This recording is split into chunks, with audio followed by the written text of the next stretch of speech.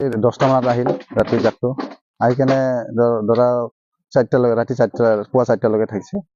তাৰপিছত এনেকুৱা উৎপাত কৰিল চাৰি ৰাতি আৰু কিবা এজন মানুহ মাৰি দিল আৰু এজনত কিবা কৰিল। এতিয়া ঘৰটা হ'ল 4টা ঘৰ ভাঙাল, 4টা পৰিয়ালৰ মানুহ এজন ঢুকাইছিল। গজেন্দ্ৰ ক্ষত্ৰিয়। আপোনালোকে বন বিভাগক খবৰ দিয়া দিছিল নেকি ৰাতি?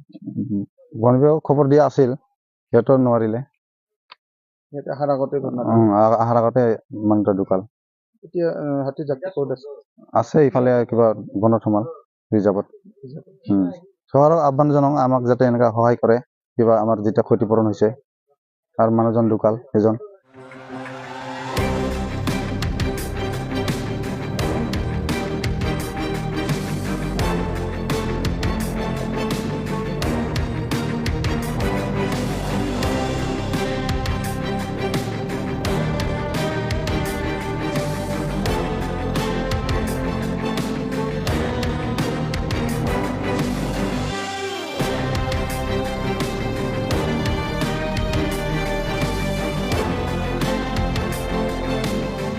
এই 10টা মানত আহিল ৰাতি জাকটো আহি কেনে ধৰা 4টালৈকে ৰাতি 4টা পুৱা 4টালৈকে থাকিছে।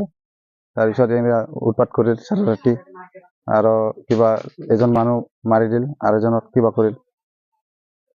এতিয়া ঘৰটা হ'ল 4টা ঘৰ ভাঙাল, 4টা পৰিয়ালৰ মানুহ এজন ঢুকাইছিল।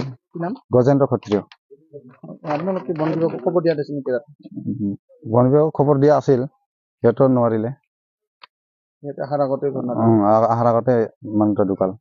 এতিয়া হাতী জাকটো ক'ত আছে? আছে ইফালে কিবা বনত সোমাল ৰিজাৰ্ভত।